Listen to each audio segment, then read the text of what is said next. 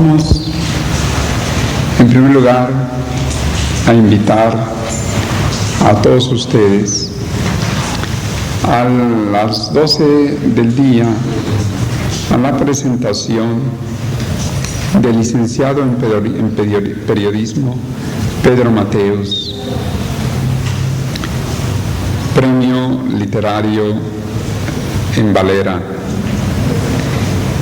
quien presentará Bolívar y el periodismo. Y es particularmente grato que un periodista joven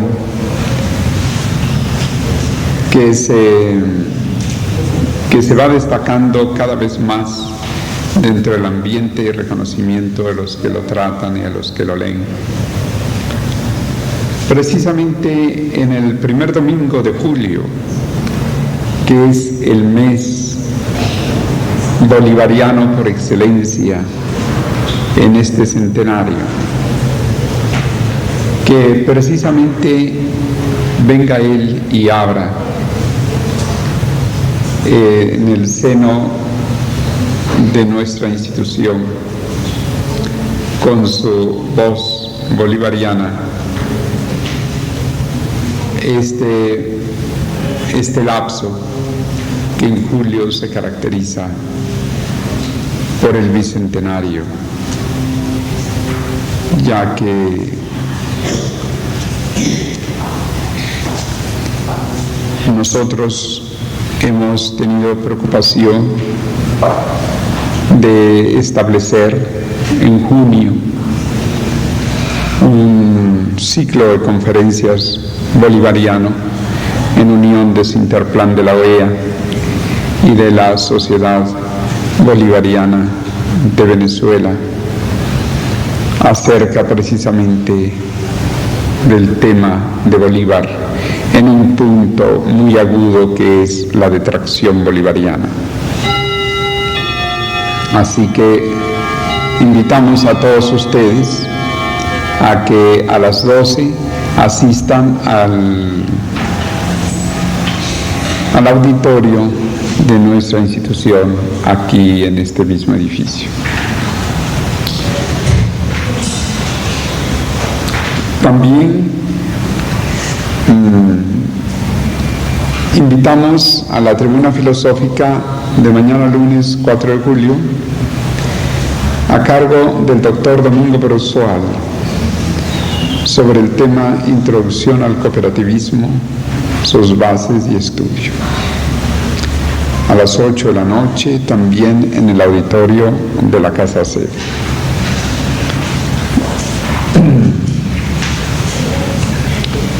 Vamos a tocar en esta mañana un tema que muchas veces no es muy bien recibido dentro del ambiente espiritual. Inclusive recuerdo que una vez en un país muy querido, donde llegamos y externamos algunos conceptos que consideramos que corresponden a la nueva era y que esperaban que el gurú exclusivamente se expresara alrededor de temas de la yoga, de temas de la evolución espiritual, astral, del sendero iniciático, de los temas, si se quiere, que nos unen a la divinidad. Por primera vez nos calificaron de que éramos un gurú revolucionario.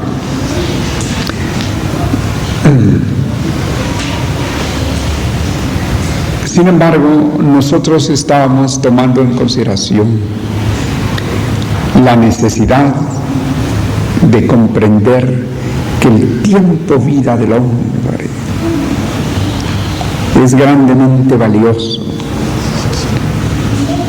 que además de que debemos alargar la vida, para aprovechar más nuestra evolución, nuestra experiencia, que debemos tener como uno de nuestros objetivos el aumento de la duración de la vida en forma normal,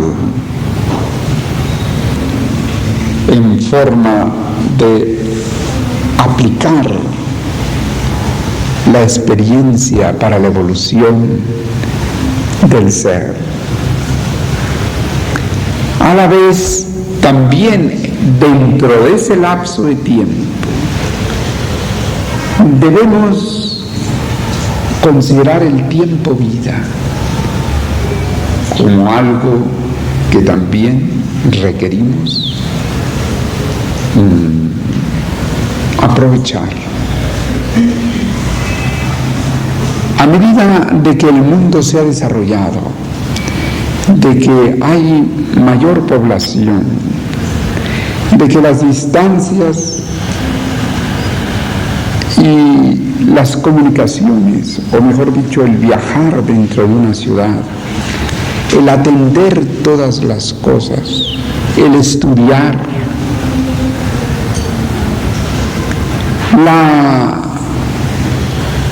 la plétora de información, de libros que llegan de todas partes a una biblioteca, la cantidad de investigaciones que existen para poder ahora hacerse uno cargo de un tema, de una especialidad, de un trabajo. Todo ello requiere una solución en el tiempo, que no estamos en la época de Mozart, en que aún en las calles de las principales ciudades de Alemania de aquel entonces, o de Austria, disponían libremente del tiempo para contemplar los árboles de las calles. Y había una dimensión en la música y una dimensión en la literatura que permitía disponer de mucho tiempo. Ahora hemos entrado a una era vertiginosa, que es la era Acuarios, una era uraniana, una era de investigaciones verdaderas, de una era en que el saber va tomando cada vez mayor cartas de construcción de la humanidad. Entonces, un tema que ligamos con ese tiempo vida, para poder estudiar más ágilmente muchos temas, para poder tener los apuntes que uno quiera y que uno vaya tomando, y que después no se acumulen como una montaña de papeles en los cuales nosotros no podemos tener un control. Para que el escritor, el pensador, el hombre espiritual pueda tener toda la información que necesite y que la pueda acumular sin desorden, y que en las oficinas no se gasten horas y horas y horas en manipuleo de una montaña de papeles, y que para las comunicaciones e informaciones y consultas que se hagan a las mejores o con relación a las mejores investigaciones, no se tenga que esperar al correo, no se tenga que buscar una serie de medios que antes nos distanciaban de los centros de cultura, para que haya también la posibilidad hasta hasta de escribir sin tener que corregir sobre el papel, porque se puede corregir en la pantalla. Entonces, merecimos el título de gurú revolucionario por el hecho de que alguna vez, en un ambiente en que nos esperaban con los temas más profundos, nos pareció también conveniente hablar de la computación. Y veía algunos rostros de algunas personas que se contraían o que comentaban entre sí como si se hubieran completamente equivocado de lugar, o preguntando si ese era el gurú que ellos esperaban, o si no estaban equivocados de fecha y se estaba tratando de otra cosa. Pero no, máxime cuando el propio maestre Serge Regnault de la Ferrière hablaba de que el plano espiritual pertenecía al mundo electrónico, que si el plano físico pertenece al mundo celular y el plano astral al mundo molecular, que el plano mental o espiritual pertenece al mundo electrónico. Entonces, vamos pues a hacer observar algunos puntos que son de importancia, porque es necesario que el hombre espiritual de la nueva era tenga la cosmovisión de su realización misma, como de la transformación del mundo que debe hacer. Porque un discípulo del saber debe ser un constructor del mundo. Un discípulo del saber de Acuarios debe ser un constructor del mundo. Entonces, vamos a tocar un poco este punto. En un librito que publicamos precisamente para familiarizar también en la UNESCO el nombre del maestro Regnault de la Ferrière, y dado que tuvimos ese apoyo, pero que, vuelvo a repetir, no es muy bien recibido, pero no solamente por las personas de espíritu, sino tampoco por las personas de poesía, ni tampoco por las personas de altos ideales.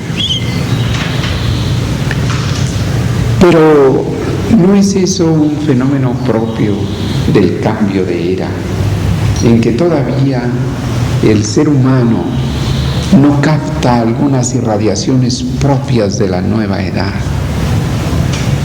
y no percibe dentro de esa inmensidad que debe ser el hombre total, el hombre cabal, el hombre universal,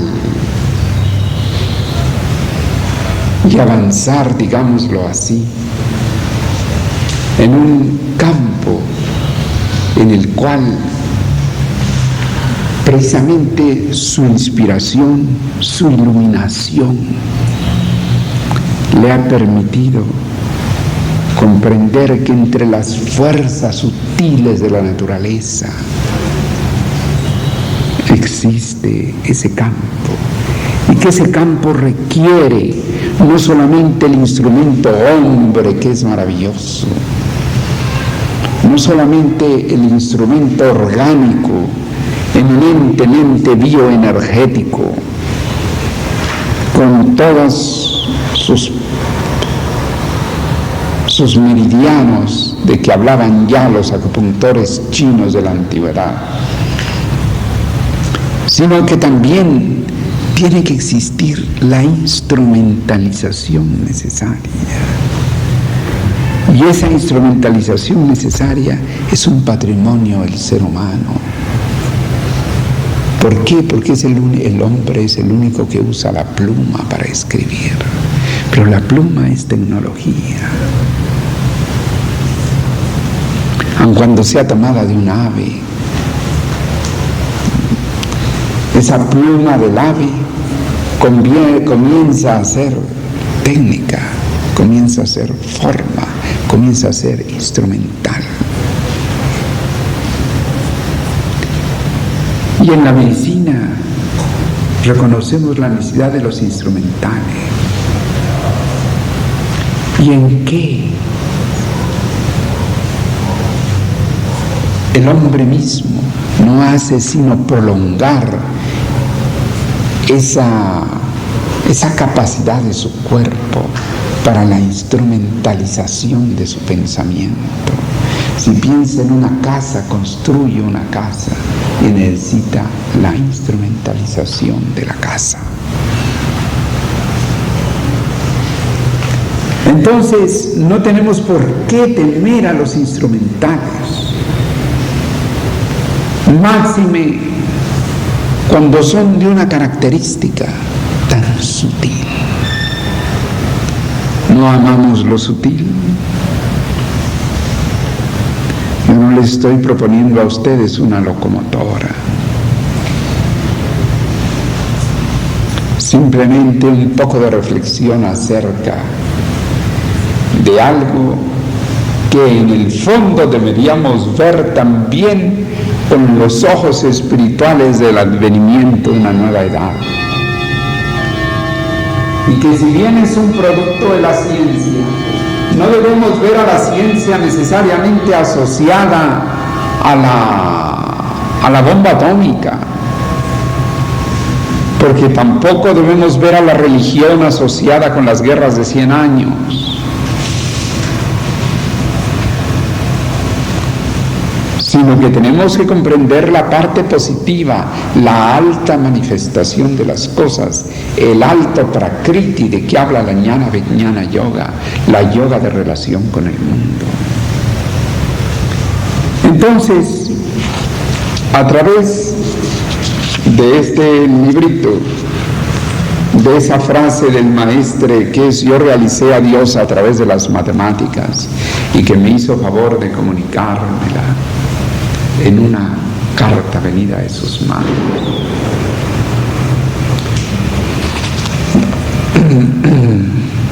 Me voy a permitir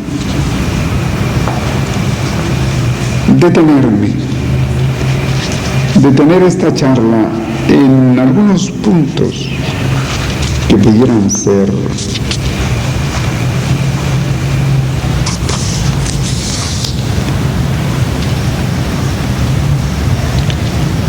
por ejemplo, en relación con la cosmobiología, que es el estudio del cielo, que es el estudio de la relación del cosmos con el hombre,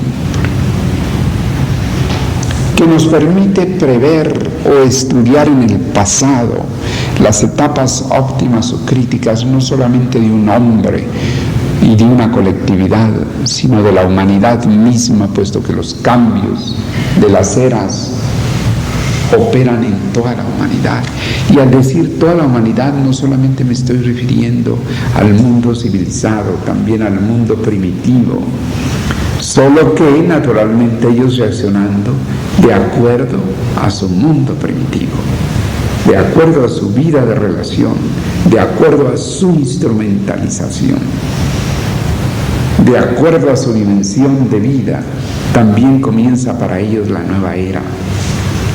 Probablemente su saber mayor se manifestará en tener piraguas o lanchas, o de alguna manera navegar en los ríos en forma más apropiada. Pero de todas maneras ellos sentirán la nueva era, porque eso es cósmico en los diferentes alturas de evolución en que están los grupos humanos. trátese en América del Sur o trátese en la cultura de Tahití. Entonces,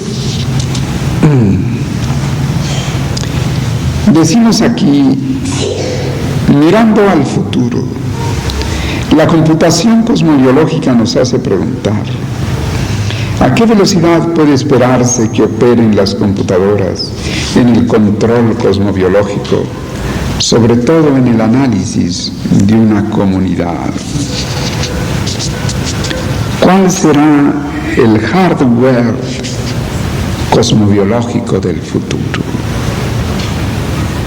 Esa pregunta sería muy apropiada para que en algún otro momento nos la contestara nuestro director de computación, el ingeniero Marco Araujo, que es su especialidad. Es decir, a medida de que vaya avanzando el seguimiento de los factores planetarios,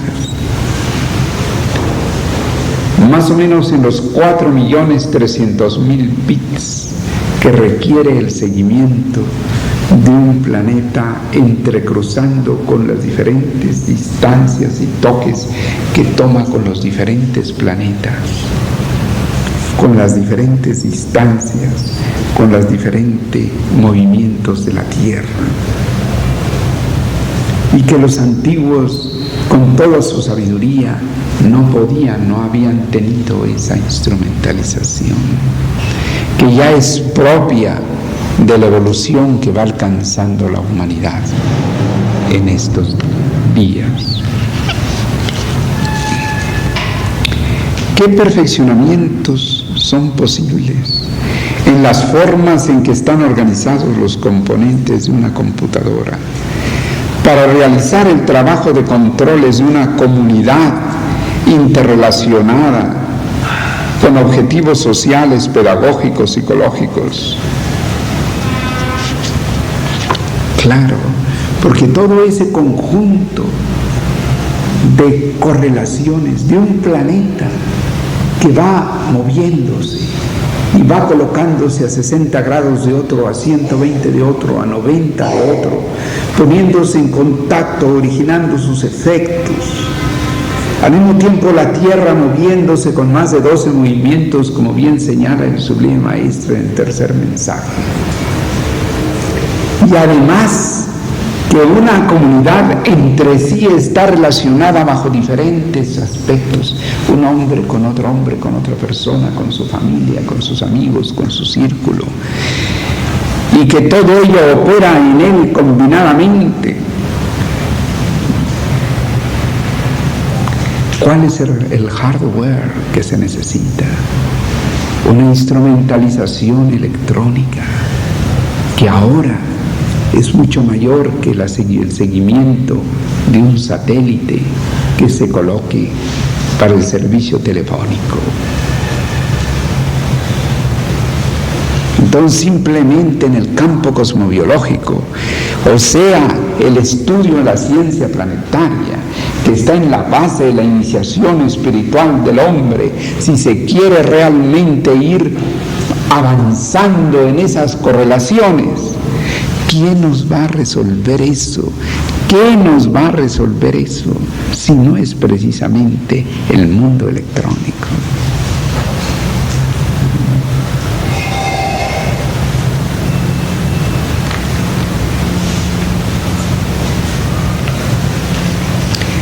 O también en la comparatividad mediante esquemas estáticos y cinéticos cosmobiológicos del comportamiento cosmobiológico de colectividades distantes.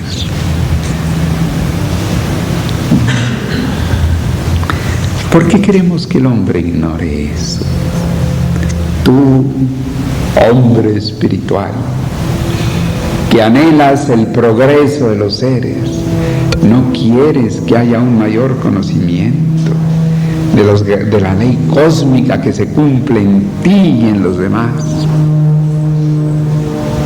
Pero no puedes conocer sino una pequeña parte, porque con un lápiz en la mano, nada más el seguimiento de una serie de movimientos planetarios en 3 o 4 días llevaría 6 meses de trabajo. Y entonces el tiempo vida. ¿Por qué quieres, hombre espiritual, que un sabio desgaste su vida 6 meses en hacer un cálculo que una computadora pueda estar habilitada, instrumentalizada para hacerlo probablemente en unos cuantos minutos? ¿Por qué quieres que se desgaste? ¿Por qué tu poesía se opone? ¿Ah? ¿Por qué tu idealismo se opone?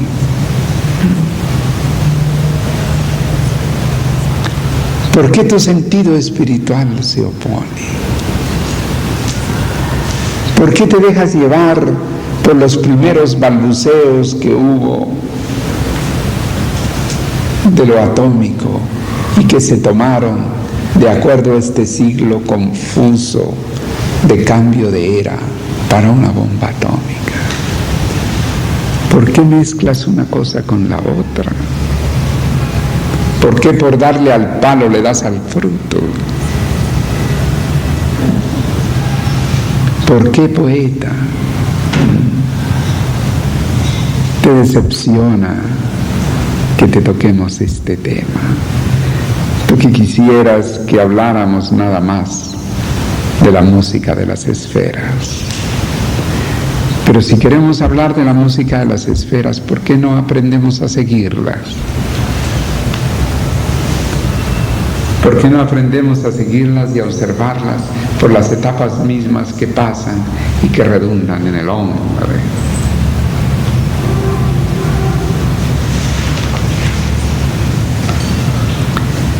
Aun cuando la computación cosmobiológica, seguimos diciendo, puede ser satisfecha en los estudios de investigación por individuos con una computadora del tipo K24 en lo que respecta a su función social en colectividades, seguramente en su perspectiva futura requerirá una línea avanzada tal vez como las concebidas y desarrolladas en la Universidad de Illinois, la ILIAC 4 por ejemplo, que es en la actualidad un conjunto de 64 ordenadores capaces de ejecutar 100 y 200 millones de instrucciones por segundo, capaz de realizar 64 cálculos simultáneamente, transmitiendo direcciones a unidades individuales de memorias de elementos de procesamiento y controlando un programa mientras registra cierto número de elementos de procesamiento que ejecuta simultáneamente la misma instrucción sobre diferentes datos. El tiempo de acceso para extraer un número de la memoria es 188 nanosegundos, que debido a los circuitos lógicos adicionales se incrementa a 350 nanosegundos. Los datos adicionales pueden depositarse en un disco magnético giratorio, cuyo mecanismo de escritura es un rayo láser, con una capacidad de 1 billón de bits en 128 pistas, poseyendo cada una su propia cabeza de lectura y escritura, con una memoria archival de 1 trillón de bits. Ello nos suena un poco como fantasía. Sí, pero es que acaso el hombre no es un hombre, no es un hombre con plazo.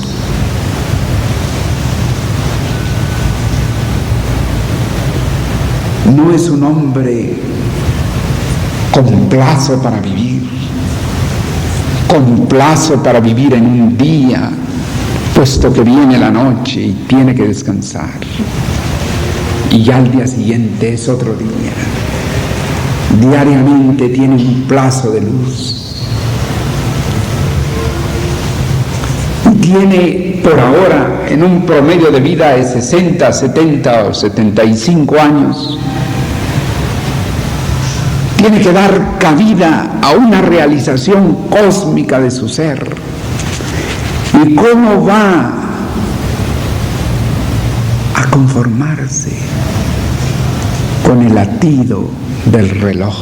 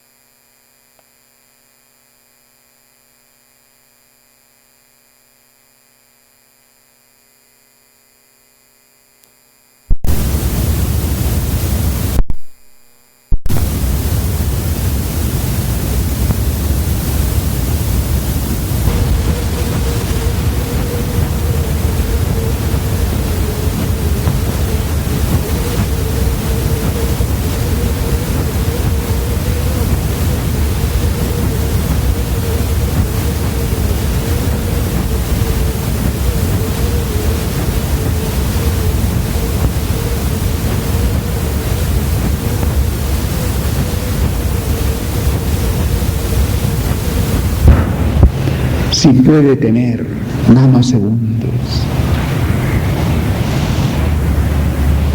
Pero resulta que preguntaron por ahí, ¿y de qué trató la conferencia del gurú? Nos habló de nanosegundos.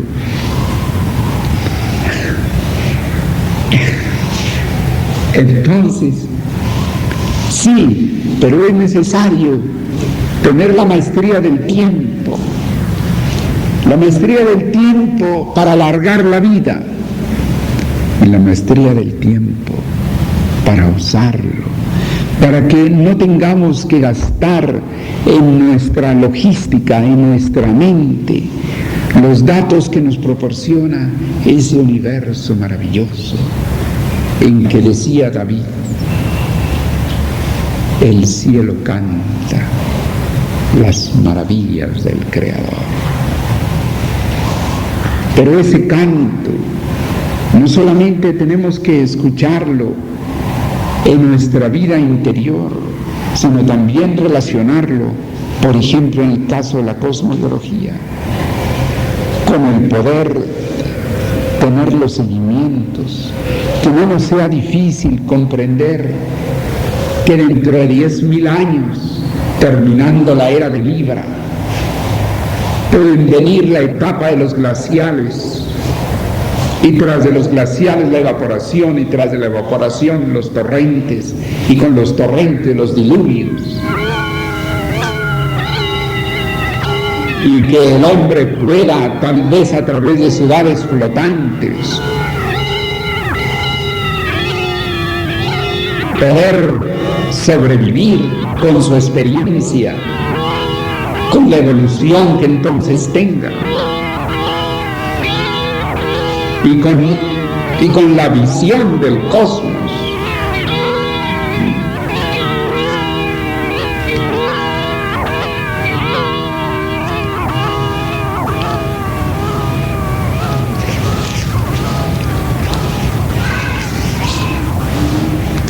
Tenía razón John von Neumann, uno de los primeros teóricos de las computadoras, al considerar la predicción numérica del tiempo como una de las más importantes motivaciones para su trabajo, ya que la cosmobiología como ciencia del tiempo proporciona modelos que rastrean predictivamente los fenómenos al segundo, a través de los años futuros del proceso, una historia clínica para los diagnósticos precoces, que proporcionan el cuándo y la incidencia de una relación patógena que se observó en un cuadro sintomático en una fecha dada anteriormente, gracias al cálculo certero de predicciones.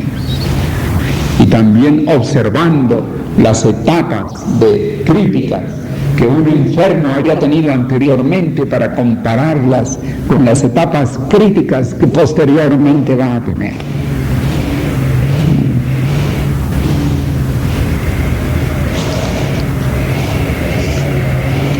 Quisiera mencionar el hecho de que en el momento en que el Consejo Supremo y la dirección de la institución están haciendo un llamado para que se unan los sectores de todos los países al núcleo que estamos terminando de instalar en la casa sede y que probablemente se extienda a una o dos partes más de aquí mismo, de Caracas, de la GF, para que estemos en contacto con las bases de datos mundiales y podamos tener las informaciones que no nos podría dar fácilmente ninguna biblioteca en el mundo, y que podamos tener también los contactos inmediatos por línea telefónica, sin tanto gasto de tantas líneas y tanta espera del correo, y por un costo bastante módico, y que nos podamos comunicar y que podamos archivar la enseñanza del Sublime Maestre de manera de pasarla ágilmente a otras secciones de la institución. Lo mismo que las cartas que acumulemos previamente antes de hacer una comunicación rápida en que llegue a otra terminal que tengamos en otra ciudad. Pero casi estamos seguros, porque ayer que estábamos en compañía de una dilecta poetisa premiada venezolana, nos decía en su casa que si nosotros éramos también tecnicistas, siendo que somos personas de espiritualidad, entonces sentí que era necesario extender la palabra hacia el universo poético de la época, y que comprendan los poetas y que comprendan los literatos y los artistas, y no solamente los hombres de espíritu, que el ser humano requiere tener una disponibilidad mayor de tiempo-vida. Y ya el Sublime Maestre menciona los ábacos antiguos, con los que de una manera muy propia de aquella época se economizaba tiempo-vida. Los ábacos como los quipús o quipúes de los incas, que inclusive estaba interesada la Academia de Ciencias de la URSS en que fuera el doctor Valdivia a informar acerca de los quipus, porque precisamente ese ábaco que tan iluminadoramente señala el Sublime Maestre permitía que una serie de expresiones, no solamente de lenguaje matemático, sino también de lo que era entonces la comunicación, que ya se usaban como medios de comunicación,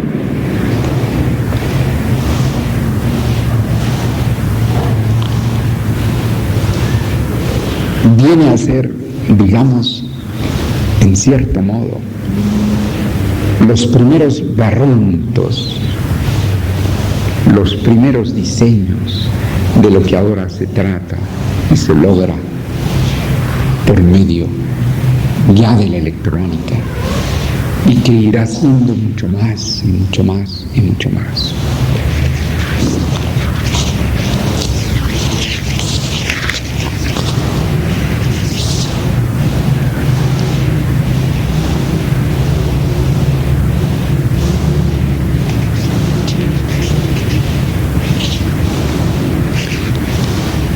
El hombre, decimos, está en su elemento inventando y organizando ideas, haciendo asociaciones entre nociones sin relación aparente, reconociendo configuraciones y suprimiendo detalles sin importancia. El hombre es creativo, impredecible, sensible a los valores humanos. La computadora, dice Liquider, un sabio investigador, es casi exactamente lo que el hombre no es. Es capaz de prestar atención a una cantidad sin límites de detalles. Es inmune a la distracción, precisa y segura. Puede ejecutar con facilidad los cálculos más largos e intrincados sin una falla y en menos de una millonésima del tiempo que necesitaría su colaborador humano. No experimenta emociones, o al menos eso suponemos. No sufre de tedio ni de fatiga. Hay que instruirla una sola vez. A partir de ese momento recuerda perfectamente hasta que se le dice que olvide, en cuyo caso olvida instantánea y absolutamente.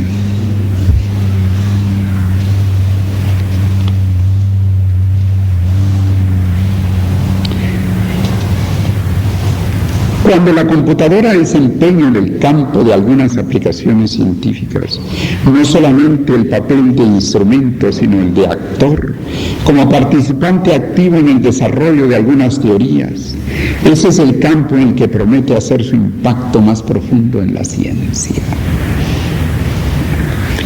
Pero también en la filosofía. Porque, por ejemplo, cuando en la filosofía vamos a ahondar en un término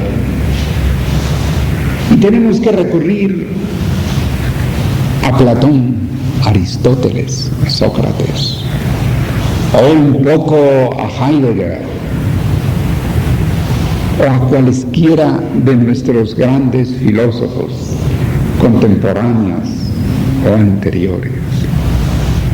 ¿Qué tiempo gastamos en hacerlo? Acudimos a una o dos relaciones, ¿no es cierto?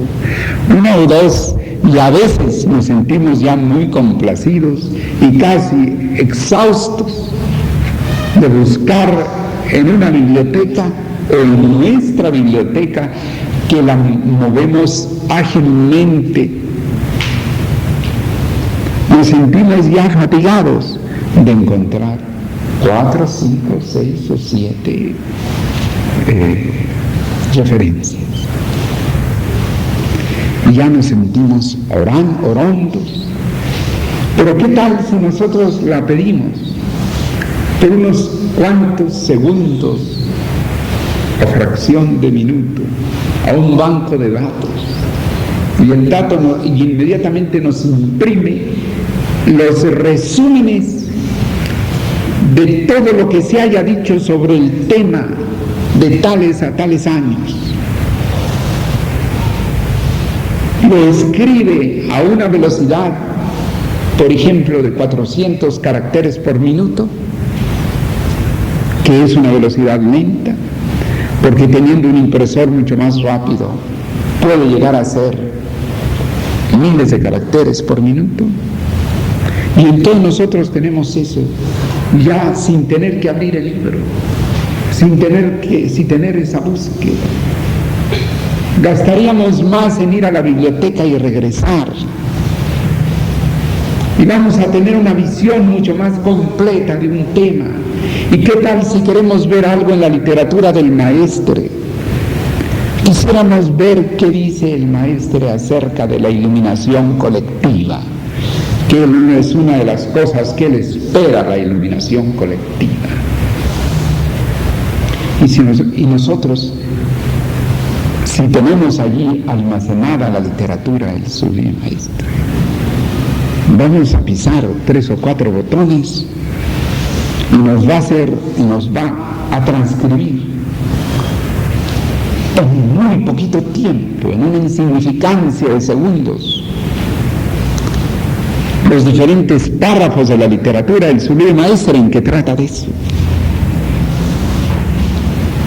¿Verdad? El tiempo, ¿no? Es el tiempo, pero el tiempo es fatiga. Y la fatiga provoca ignorancia.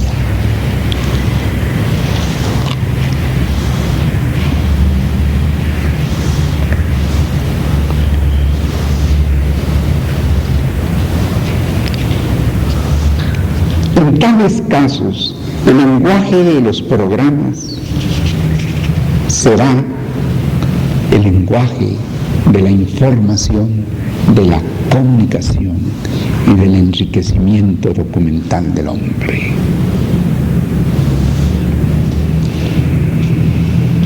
A base de programas originales,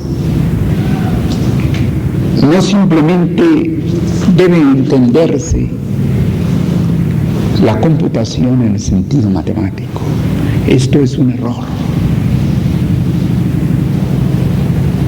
Lo que pasa es que han tenido que diseñar y construir las computadoras ingenieros en computación que son matemáticos. Pero para usar el teléfono no necesitamos saber matemáticas. Para usar el teléfono no necesitamos tener ese privilegio de conocer una técnica, sino que podemos ir directamente hacia la inquietud misma.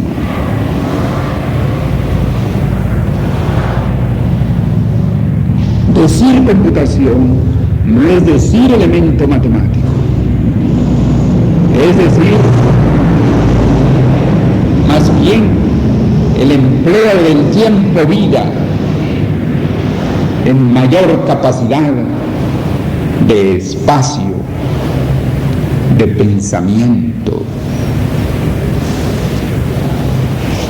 y por lo tanto de vida.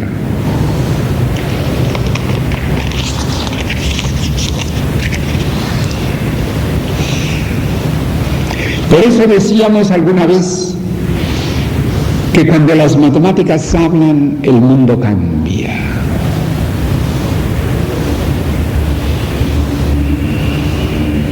Cambiaron muchas cosas del mundo cuando habló un Einstein sobre la relatividad.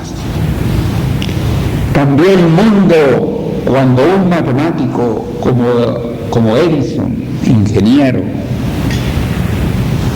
iluminó todas las noches de todas partes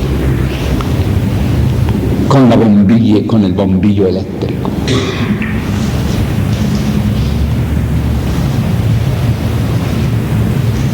Pero no quiere decir que tengamos que ser matemáticos. Entiéndase que la computación es un instrumental que poco a poco va a ir sirviendo más a la iluminación del hombre, pero que actualmente se está comenzando a usar en cosas muy valiosas, pero hay que comprender que todo tiene un proceso, que ningún niño nace como si estuviera un adulto. Todo tiene su proceso, pero hay que tener la cosmovisión del futuro. No le hace que estemos hablando a 150 años de distancia. Dentro de 150 años nos hablaremos de tú con las generaciones de entonces.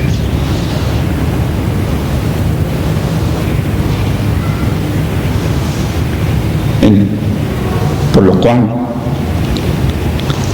esta conversación en el Santo Templo, esta charla, esta enseñanza, Bienestar en relación con nuestra proposición que hacemos a la hermandad, a los consejos, a los organismos más diversos de la institución en diversas partes, para que procuren tener su terminal, su módem que sirve de contacto con el teléfono, su impresora, aun cuando no sea de las más rápidas,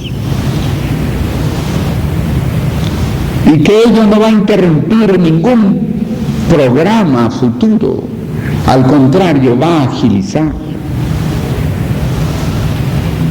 Entonces, vamos pues a señalar a ustedes que este tema es un tema propio del templo del espíritu, propio del mundo electrónico, propio de un gurú que ama el saber de la era,